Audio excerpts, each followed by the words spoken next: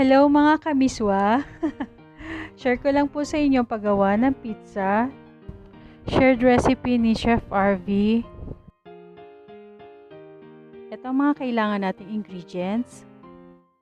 Kailangan natin ng 600 grams all-purpose flour,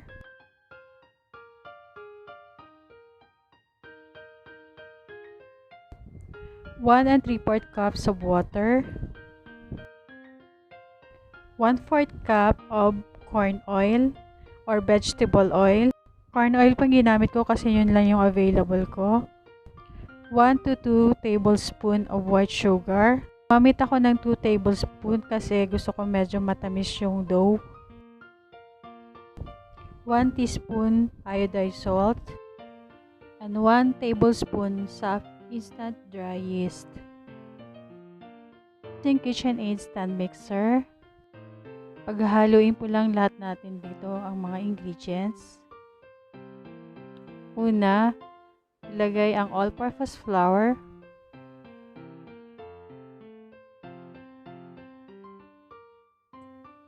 Halu-haluin ko lang para matanggal yung mga namumong mga arena. Una ko ilalagay ang sugar, instant dry yeast, and then hahaluin ko siya ulit para mag-mix na sa dry ingredients. Next, the corn oil. 1 3/4 cups of water.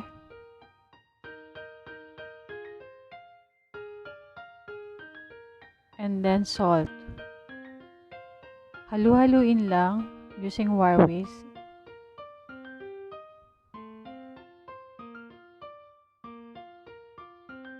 Attach a dough hook mixer and then haluin for 5 to 8 minutes.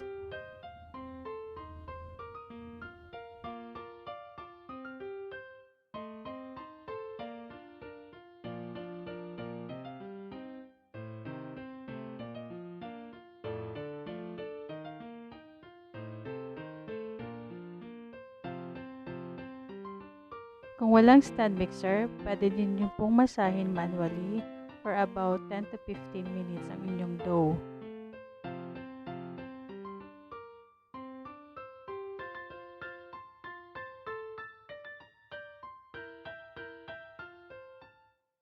Tanggalin sa bowl.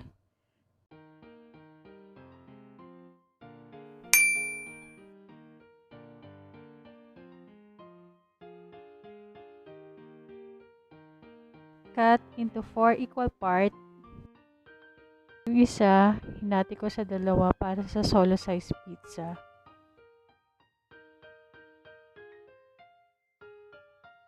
Grease with oil.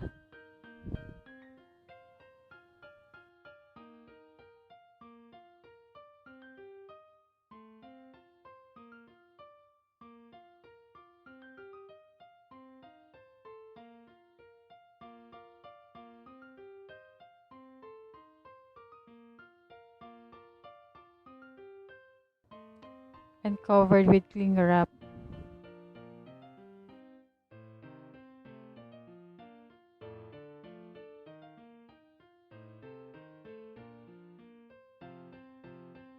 Pwede ka na rin gumawa ng pizza right away pagkagawa ng dough.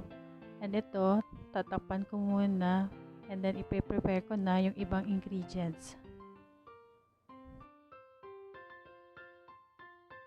Ito, i-ref ko muna for overnight para mag-set siya. At bukas, gagawa ulit ako ng pizza using this dough.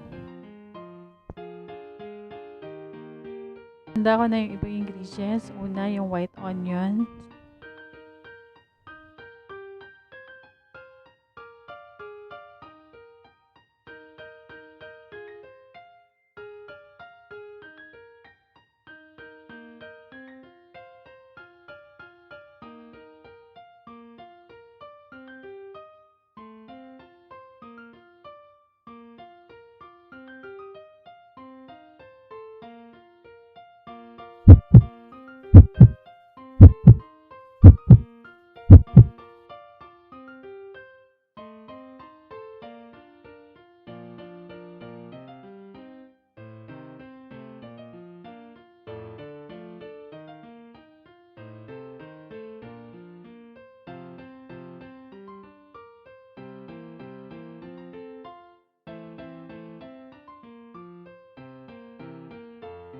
Meron akong stock na Filipino style tomato sauce, so pwede na to.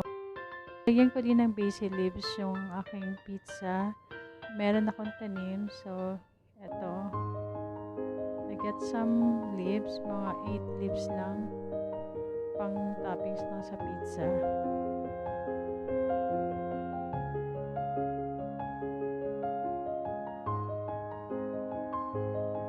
I'm using mozzarella cheese and I cut only a part for today's pizza. Half portion is grated.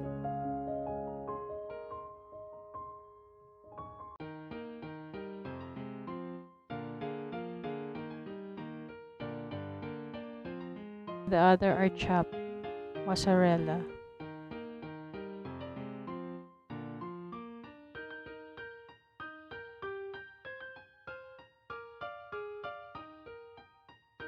Nagdagdag ako ng kalahating kutsarang asukal para sa kunting tamis ng tomato sauce.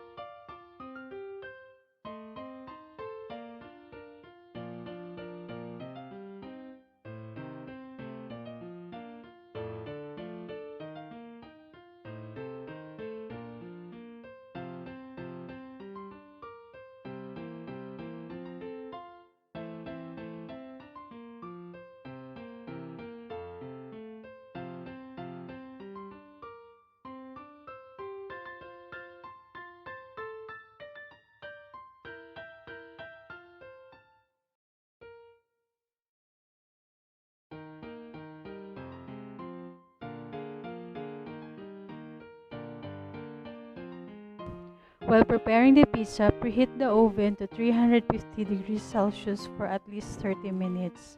Grease the pan with olive oil.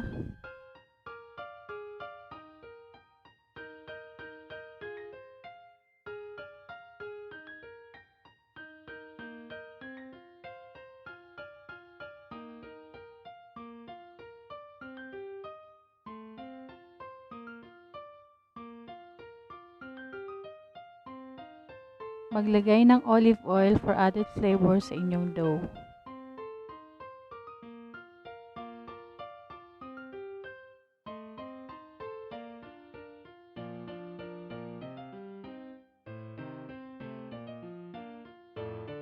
Ilagay yung tomato sauce.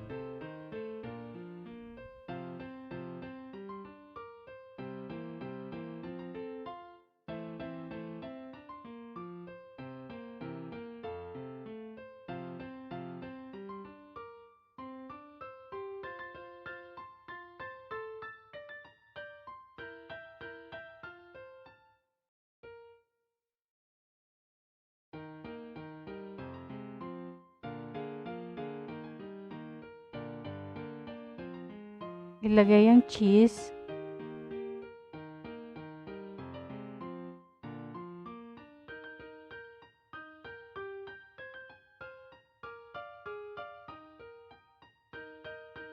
Onions and red bell pepper.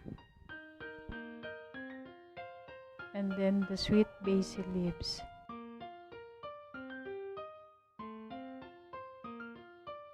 Layer on top the sliced mozzarella cheese.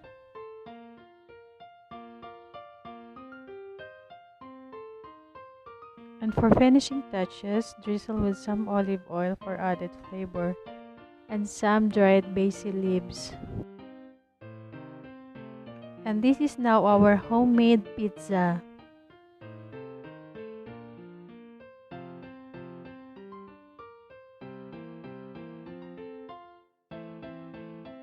Lagay na natin sa oven ang pizza for at least 10 to 15 minutes.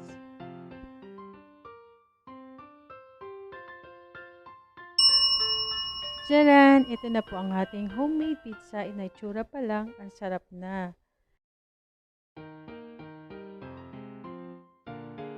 Ito yung dough na na-chilled for overnight. And this is the pizza na nagawa ko the next day. Pizza mukbang, here we go! Try nyo din gawin to, the easy homemade pizza.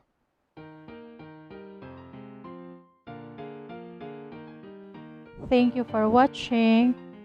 Don't forget to follow my page and subscribe to my YouTube channel.